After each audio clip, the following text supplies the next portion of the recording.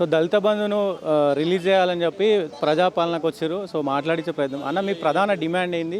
9 నెలలు ఆగిర్రు. సో ఇప్పుడు కార్యాచరణ ఎట్లా ఉండబోతుంది? 9 నెలలు ఈ ప్రభుత్వం మేము దళిత బంధు పథకాన్ని రద్దు చేయలేదు.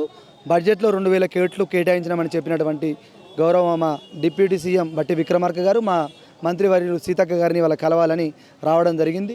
మరి ఎన్నికల కోడ్ అయిపోయిన తర్వాత కూడా వారం రోజుల్లో నిధులు జమ చేస్తా అన్నవారు ఇప్పుడు ఎందుకు చేయడం లేదని అడుగుదామని వస్తే ఈరోజు వాళ్ళు అందుబాటులో లేకపోవడం, ఇక్కడ ప్రజాపాలనలో వేలాది దరఖాస్తుల ద్వారానే మా ఆకాంక్షను వారికి తెలపాలని శాంతియుత మార్గంలోనే ఇక్కడ కార్యక్రమం నిర్వహించినాం. ఇప్పటికైనా స్పందించి గౌరవ ముఖ్యమంత్రి గారు, గౌరవ ఉప ముఖ్యమంత్రి గారు, మంత్రిమండలి గత ప్రభుత్వంలో ఎంపికైనటువంటి గ్రౌండింగ్ అయినటువంటి దళిత బంధు లబ్ధిదారులకు కేటాయించినటువంటి 3 లక్షల రూపాయలు తక్షణమే విడుదల చేసి మిగతా 7 లక్షల రూపాయలు వారం రోజుల్లో విడుదల చేయాలి. లేని పక్షంలో రాష్ట్ర వ్యాప్తంగా దళిత బంధు లబ్ధిదారులతో ఇక విజ్ఞప్తులు చేసుడు బంద్ చేసి వారికి ఏ విధంగా కనువిప్పు కలిగే కార్యక్రమం అందరం తీసుకుంటాం.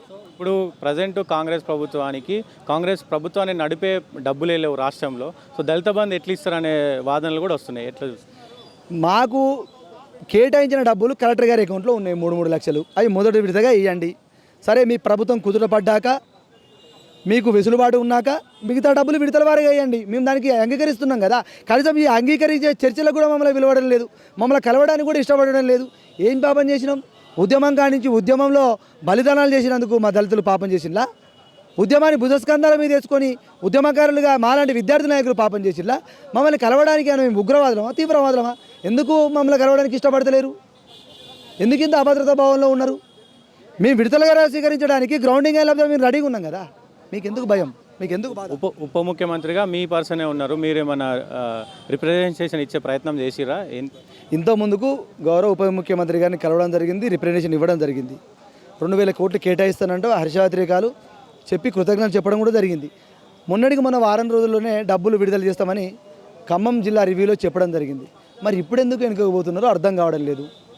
దీన్ని ఇది కేసీఆర్ తీసుకొచ్చిన పథకం కాబట్టి దీన్ని ఏమన్నా అణచివేసే ప్రయత్నం ఏమైనా జరుగుతుందని అనుకుంటారు? కళ్యాణ లక్ష్మి తీసుకొచ్చింది ఎవరండి? రైతు బంధు తీసుకొచ్చింది ఎవరండి? రైతు బీమా తీసుకొచ్చింది ఎవరండి? పెన్షన్లు పెంచింది ఎవరండి? ఇలా అవన్నీ చేయలేని ఒక దళితుల మీదనే మీ కక్ష సాధింప. వాటిని రద్దు చేయకుండా ఒకటి రద్దు చేయాలా? కేసీఆర్ గారి ప్రభుత్వంలో మీరు మీ ఎమ్మెల్యేలు కానీ మీ కాంగ్రెస్ పార్టీ నాయకులు కానీ ఏం స్కీములు పొందలేదా? కేవలం దళితులతో ఆ పార్టీ వారు అంటలేదు. ఇది ఎక్కడ న్యాయం? ఇది పద్ధతి కాదు. పద్ధతి మార్చుకోకుంటే ఖచ్చితంగా ప్రజాపంతాలోనే బుద్ధి చెప్తాం. ఎట్లా ఉండబోతుంది అన్న కార్యాచరణ? ఒకవేళ ఈ పథకాన్ని కనుక రద్దు చేసే ప్రయత్నం ప్రభుత్వం చేస్తే ఎట్లా ఉండబోతుంది? రద్దు చేసే ఆలోచనకు రద్దు చేసే ఆలోచనకు వస్తేనే రాష్ట్రం అగ్నిగుండం అవుతుంది. ఈ రాష్ట్ర ప్రభుత్వం ఖచ్చితంగా తగిన మూల్యం చెల్లిస్తుంది.